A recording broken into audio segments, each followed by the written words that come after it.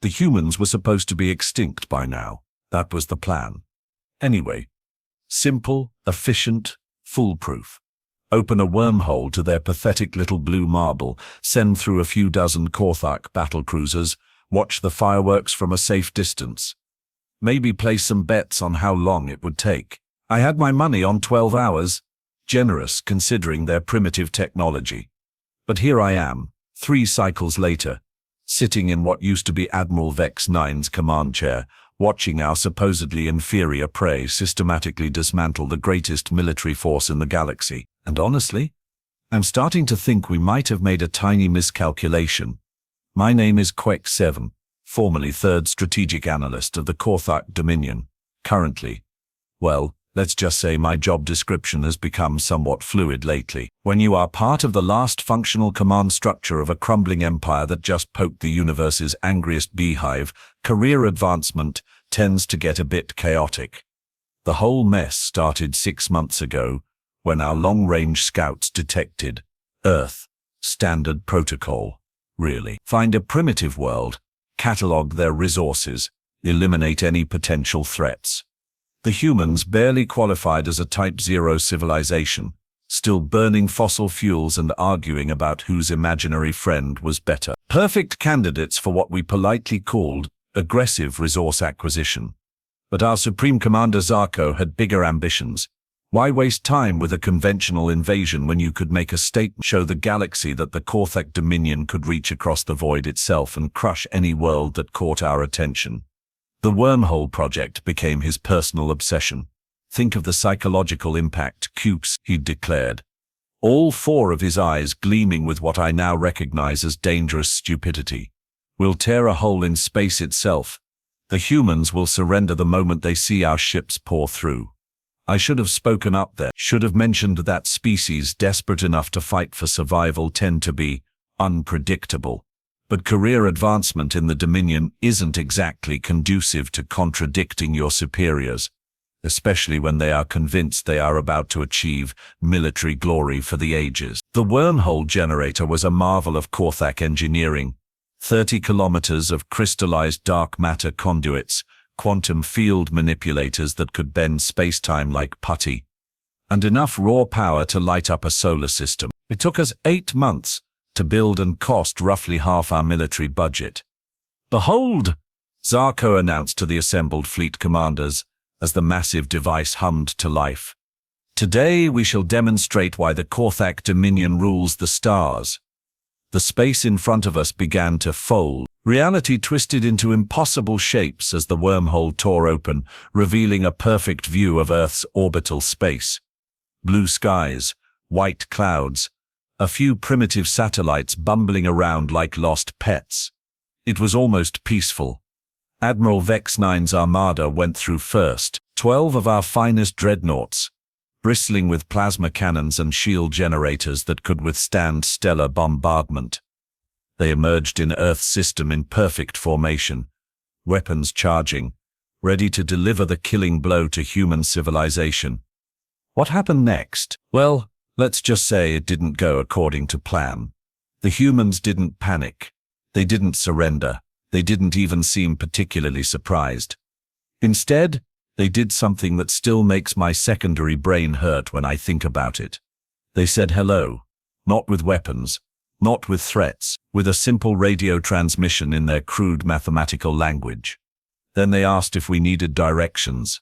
Admiral Vex 9 was so confused he forgot to give the attack order. For roughly 30 seconds, the fate of 2 civilizations hung in the balance, while our most decorated military commander tried to process the concept of politeness from a species he was about to obliterate. That 30 seconds might have been the most expensive pause in galactic history, because while Vex 9 was having his existential crisis, the humans were busy doing what humans apparently do best: learning, adapting, and preparing to make our lives significantly more complicated. The first hint that something was wrong came when our sensors detected massive energy buildups across Earth's surface. Not weapons. Exactly. More like someone had just plugged their entire industrial capacity into the biggest power grid in history. "Sir," reported Junior Analyst Kex 2, his voice wavering slightly, The humans appear to be doing something. Vex 9's mandibles clicked in irritation. Doing what, exactly? We are not entirely sure, sir. But they have somehow managed to increase their planetary energy output by 3,000% in the last 6 minutes. That should have been impossible. You don't just quadruple a planet's power generation capacity in less time than it takes to heat a meal ration. But the readings were clear and getting stronger by the second. Attack formation, Vex 9 finally ordered. All ships prepare to engage. Our dreadnoughts moved into position, weapon systems fully charged. 12 of the most advanced warships ever built, carrying enough firepower to crack a moon against a species that was still figuring out how to leave their own solar system. The humans launched exactly one thing in response: a single, small probe that barely registered on our sensor. It emerged from Earth's gravity well at a leisurely pace, broadcasting another polite message, asking if we were sure we wanted to do this. Vex 9 laughed. Actually, laughed. One probe against 12 dreadnoughts? These creatures are even more primitive than we thought. He ordered the nearest ship to destroy it. Captain Mesfor targeted the probe with a focused plasma beam that could have vaporized a small asteroid. The beam hit the probe dead center and reflected straight back. Captain Mesfor's ship exploded in a brilliant flash of superheated metal and shattered dreams. The 11 dreadnoughts suddenly became 10, and the probe continued its gentle approach, still broadcasting its polite inquiries about our intentions. What just happened?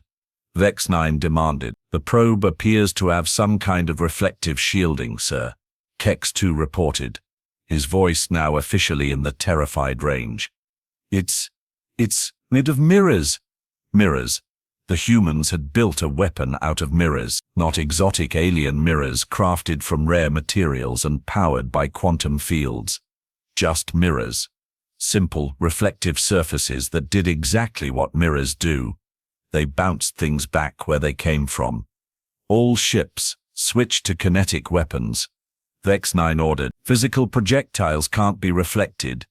Our remaining dreadnoughts opened fire with magnetic railguns, launching tungsten slugs at relativistic speeds. Enough metal to level a city, moving fast enough to punch through a planet's crust. The humans' little mirror probe did something that still gives me nightmares. It opened up like a flower, revealing dozens of smaller reflective surfaces arranged in precise geometric patterns. The tungsten slugs hit those mirrors and just stopped, hanging motionless in space, like they'd forgotten how physics worked. Then the probe gently nudged them back toward our ships. At exactly the same speed we'd fired them. 3 more dreadnoughts died in the next 47 seconds. Sir, Kex 2's voice had reached frequencies that were starting to hurt my auditory organs. The humans are launching more probes. Indeed they were, hundreds of them pouring out of Earth's atmosphere like mechanical rain. All mirrors. All polite. All absolutely terrifyingly effective at turning our own weapons against us. But that wasn't the worst part. The worst part was what they were saying. "Attention, Korthak vessels," came the transmission from Earth's surface. The voice was calm, patient, almost apologetic. "We have noticed you seem to be having some technical difficulties with your weapon systems. Would you like us to send over a maintenance crew?" They were offering to help. In the middle of a battle they were winning, the humans were genuinely concerned about our equipment malfunctions. Admiral Vex 9's response cannot be repeated in polite company, even by Korthak standards. "Fire everything," he screamed. "Every weapon, every ship. Turn that miserable planet into cosmic dust." Our remaining 7 dreadnoughts unleashed hell itself. Plasma cannons, particle beams, fusion torpedoes, experimental reality disruptors that weren't even supposed to exist yet. Enough concentrated destruction to sterilize a solar system. The humans responded by launching something new. Not a probe this time, something bigger. It looked like they'd taken one of their primitive space stations and covered it in mirrors. Every surface, every angle, every possible approach reflected our weapons back, with mathematical precision. But this one was different. This one was actively maneuvering, using our own weapons as propulsion. Every shot we fired made it faster, more maneuverable, more dangerous. "Sir," Kex-2 whispered, "I think it's dancing." He was right. The human device was performing elaborate spirals and loops, using our desperate attacks to fuel an increasingly complex aerial ballet. It was beautiful, elegant, and absolutely terrifying. That's when I realized what the humans had done. They hadn't just built weapons, they'd turned warfare itself into performance art. The mirror station began broadcasting music, human music, with mathematical patterns that somehow synchronized perfectly with their movement through our weapons fire. They were literally dancing to a soundtrack, while systematically destroying the most powerful fleet in Korthak history. Admiral Vex 9's flagship lasted exactly 43 seconds longer than the rest, long enough for him to send one final transmission back through the wormhole. "Close it," he said, his voice completely calm for the first time since the battle began. "Close the wormhole now. Don't let them through." But it was too late. The human's mirror station was already approaching the wormhole's mouth, still broadcasting its cheerful music, and behind it, more probes, more mirrors, more politely worded inquiries about whether we needed assistance. They didn't come through immediately. Instead, they sent another transmission. "Hello again. We have noticed you have a really impressive space tunnel here. Mind if we take a look? We promise we'll be careful." That's when Supreme Commander Zarko made the decision that would define the next 3 months of our lives. Instead of closing the wormhole, he sent more ships through, then more, and more. By sunset on what would later be known as the Day of Reflective Clarity, the Korthak Dominion had lost 47% of its active fleet. The humans had gained approximately 4,000 new mirror-based devices of increasingly creative design, and they were still asking if we needed help with anything. The war, such as it was, had officially begun, and already, I was starting to suspect we might be in over our heads. But that was just day one. The humans were only getting started, and tomorrow they were going to show us what happened when you gave a species of creative problem solvers a direct route to your home galaxy. I should have put my money on the humans from the beginning. Day 2 of what historians would later call the Great Underestimation began with a transmission from Earth that nearly gave me a stress-induced molt. "Good morning, friends." The human voice was impossibly cheerful. "We hope you slept well. We have been working on some improvements to our little space tunnel, and we think you are going to love what we have done with the place." Through the wormhole's viewing portal, I could see what they meant. The humans had built something. It looked like they'd taken an entire city and somehow convinced it to orbit their planet. Gleaming towers connected by impossible bridges, all rotating in perfect harmony around a central hub that pulsed with energy patterns our computers couldn't even classify.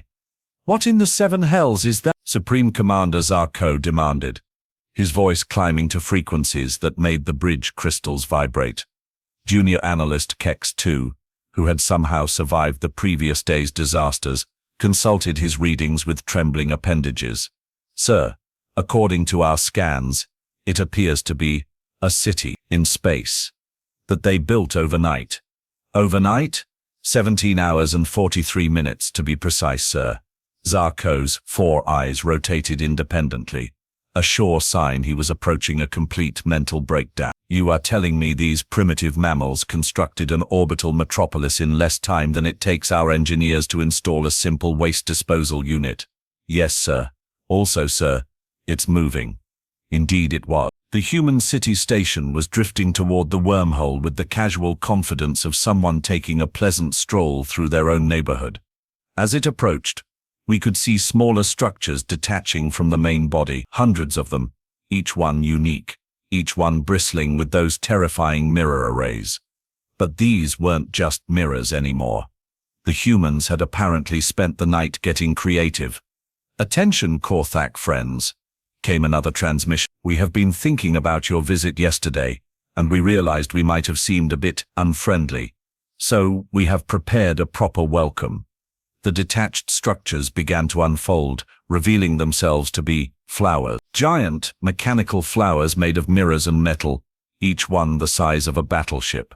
They arranged themselves in a perfect spiral formation and began to sing. Not metaphorically. They were actually producing harmonious musical tones that somehow translated perfectly into Korthak auditory ranges. It was hauntingly beautiful and absolutely terrifying. "Sir," Kex 2 whispered, "our psychological warfare division has been analyzing the music. They say it's designed to induce feelings of friendship and cooperation. They are weaponizing friendship." Zarko's voice cracked. "Apparently, sir. That's when the humans launched their second wave.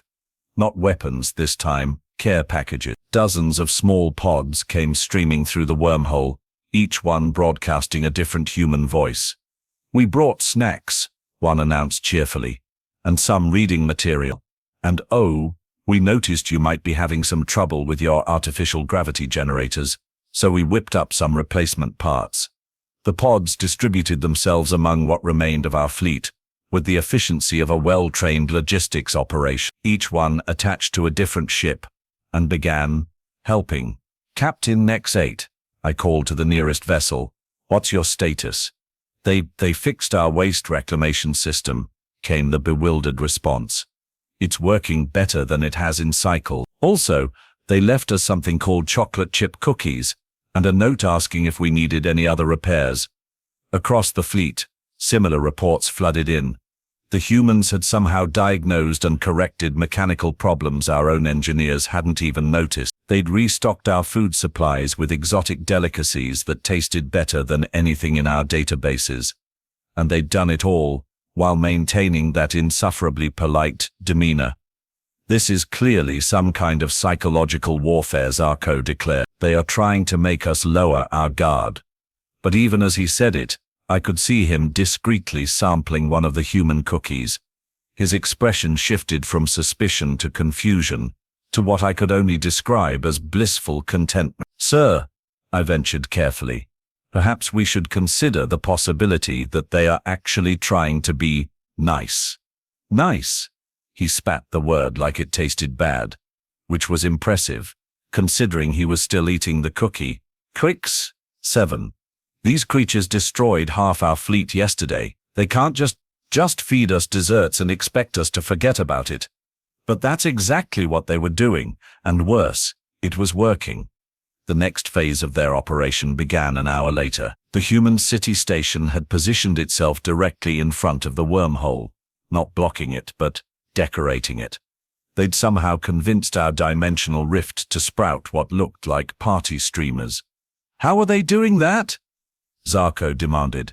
"We are not sure, Sir," Kex 2 admitted. "Our dimensional physicists are having some kind of collective nervous breakdown. Apparently the humans have figured out how to make space-time festive." Then the delegation arrived. A single human shuttle emerged from their city station, approaching our command ship with the same casual confidence as everything else they'd done. It was small, unarmed, and broadcasting a message that made my translation software overheat. "Hi there, we are here for the cultural exchange program. We brought presents." "Cultural exchange program." Darko's voice had reached pitch levels that were physically painful. "Don't shoot it," I advised quickly. "Remember what happened to the last ship that tried attacking them." The shuttle docked with our vessel before anyone could object, which should have been impossible, since our docking ports were completely incompatible with human technology. Somehow, they'd brought an adapter. 3 humans emerged from the shuttle, and I got my first close look at the species that had just revolutionized interstellar warfare through the power of aggressive helpfulness. They were smaller than I'd expected, bipedal, soft-looking, with ridiculous patches of protein filaments growing from their heads. The lead human, a female specimen with golden filaments, approached Zarko with a smile that somehow managed to be both friendly and terrifying. She said, extending one of her manipulator appendages, "I'm Captain Sarah Mills of the Earth Diplomatic Corps. We are so excited to meet you. We have brought gifts." Zarko stared at the offered appendage like it might explode. What is it doing?" "It's called a handshake," Sarah explained patiently. "It's how we greet new friends." "Friends?" Zarko's voice was barely a whisper. You destroyed 47% of our fleet. Oh, that. Sarah waved dismissively. Those were just warning shots. We were very careful not to hurt anyone important. We ran full biometric scans on every ship before we sent them back to make sure everyone was okay. Sent them back? Well, yes. Your crews are fine, by the way. We dropped them off at that lovely space station about 3 light-years from here. They seemed a bit confused, but we left them plenty of supplies and detailed instructions on how to get home. I felt something cold settle in my digestive tract. You rescued our crews. Of course. What kind of monsters do you think we are? Sarah looked genuinely hurt. We'd never harm prisoners of war, although, technically, I'm not sure this counts as a war, since nobody officially declared anything. The second human, a male with darker filaments, stepped forward. I'm Dr. Marcus Webb, Xenobiological Specialist. We have been studying your species from a distance, and we have to say, your respiratory adaptations are absolutely fascinating. We'd love to collaborate on some research projects. The third human, another female with red filaments, was already pulling devices from a large container. And I'm Engineer Lisa Park. We have been analyzing your technology, and wow, you guys are doing some really interesting things with quantum field manipulation. We have some ideas for improvements, if you are interested. Zarko looked like he was having a stroke. Improvement? Lisa nodded enthusiastically. Oh, absolutely. Your wormhole generator is brilliant, but it's terribly inefficient. We think we can boost its output by about 400%, while reducing the power requirements by half. You want to help us improve our weapons. Weapons? All 3 humans looked confused. Oh, you mean the wormhole thing? That's not a weapon, that's a transportation system. Think of the possibilities. Instant travel between galaxies, trade networks spanning the entire universe, cultural exchange programs. That's when it hit me. The humans weren't treating this as a war. They weren't even treating it as an invasion. To them, we were guests, visitors who'd arrived unexpectedly, and maybe gotten a bit rowdy, but nothing that couldn't be sorted out with proper hospitality. They were trying to make friends with us. This is a trap, Zarko muttered. Some kind of elaborate psychological manipulation. Sarah's expression grew concerned. You feeling okay? You look a bit stressed.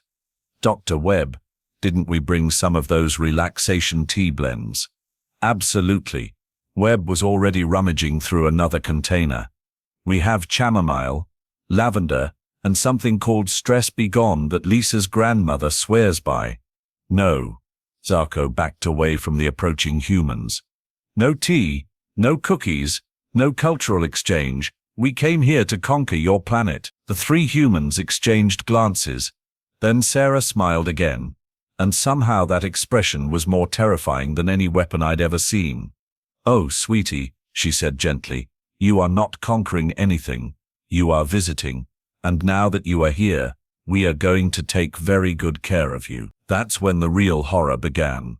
Over the next 6 hours, the humans systematically dismantled our ability to wage war through the most insidious weapon imaginable. Genuine hospitality. They fed our crews, they repaired our equipment, they organized cultural exchange programs, and language lessons, and something called a talent show, where junior analyst Kex 2 somehow ended up performing a traditional Korthak mating dance while a human child played what they called a kazoo. But the worst part, the truly diabolical part, was that they were sincere about all of it. They actually wanted to be friends. They were genuinely excited about meeting an alien species, and they expressed that excitement by trying to make us as comfortable and welcome as possible. It was psychological warfare at its most sophisticated. They'd weaponized kindness itself. By the end of the day, half our remaining crews were volunteering to help with their various projects. The other half were lined up for something called cooking lessons, with a human grandmother who'd apparently been shipped up from Earth specifically to teach alien visitors how to make proper comfort food. Sir, I reported to Zarko, as he sat in his command chair, staring blankly at a handmade friendship bracelet that one of the human children had given him. We need to close the wormhole. I know, he whispered. Sir, they are planning to send a delegation to our home galaxy. I know. Sir, they want to establish permanent diplomatic relations with the Dominion. I know. Sir, they are planning to teach us democracy. Zarko's head snapped up, his eyes wide with terror. Democracy. They have already drafted a preliminary constitution for us. They are very excited about the concept of their representative government by the people, for the people. They think we'll love it, once we give it a try. That's when Zarko made the call that would save the Korthak Dominion from the most thorough conquest in galactic history. Close the wormhole, he ordered. Close it now. Lock down the coordinates. Classify this entire system as forbidden territory. Sir, what about the cultural exchange program? What about it?